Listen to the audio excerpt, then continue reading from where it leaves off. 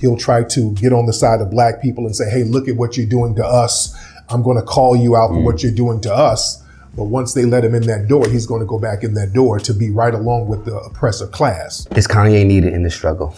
Very good question.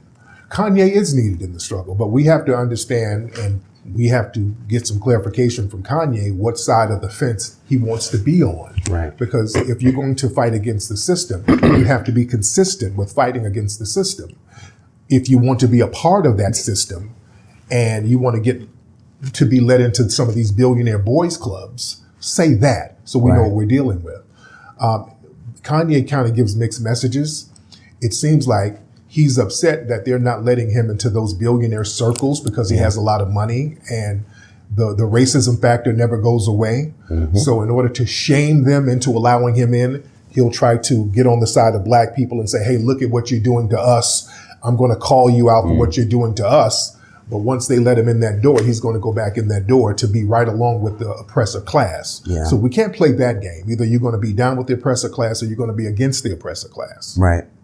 As far as continuing our conversations of Ye, at what point, you know, he's had antics over the years. Some things he said that was really like, thank you for saying that. Other times have been like, why did you say that? Right. At what moment did you start looking at Kanye a little bit sideways? I was like, okay, I can't figure his stance out. Was there a moment that stood out for you? Well, when he started hanging with the alt-right crowds, with the Candace Owens, when you go with the Candace Owens crowd, that's something else. And there's really not too much of a door of return when you deal with that Candace Owens crowd. You really have to redeem yourself. People like her and the white supremacists who support her, that's a very dangerous mechanism to deal with. Right. Now, Kanye, we got to understand the chess move that he might be playing. He's rocking with Candace Owens because Candace Owens' husband, George, I forgot his last name, but he owns a site called Parler. Kanye is trying to buy that website right now, that app. So is he doing a chess move right now?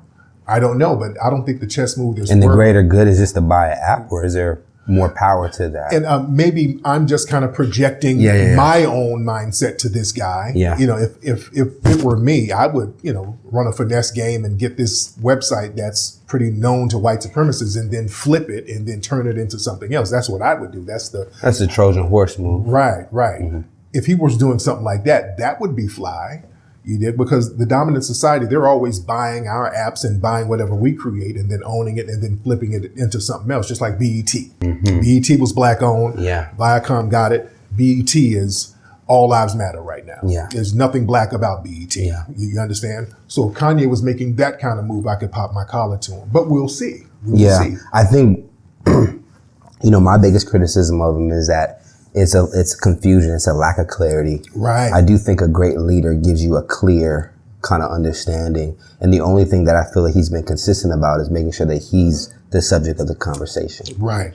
And it's too many contradictions. Don't go out here and try to get sympathy from the black community by saying, hey, look, my white wife kidnapped my black kids, my black kids, my black kids. And then in the next breath, oh, I want us to be a family again. You can't play that side of it. You can't play both sides. Is this black card at least, is it on pause? Is it revoked? Is it removed? The thing is, because he has a lot of money and he has given a lot of black people opportunities. I will give him that. So there are a lot of black people that will pretend what he says is deeper than what it is because they kind of want an opportunity from Kanye. They want Kanye to throw some crumbs at them.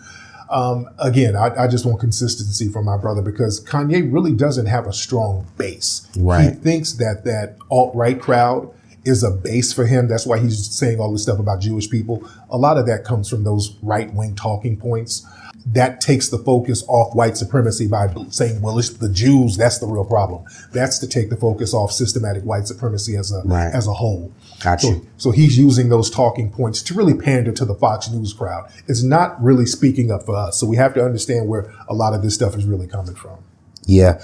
The George Floyd comments was, you know, very tasteless. Viral. Very That's tasteless. It. Just tasteless. Very tasteless. Saying that man, or implying that he died because of fentanyl. Again, that's a right-wing talking point to dismiss and minimize the brutal murder that happened to that man. So Kanye shouldn't play those kind of games.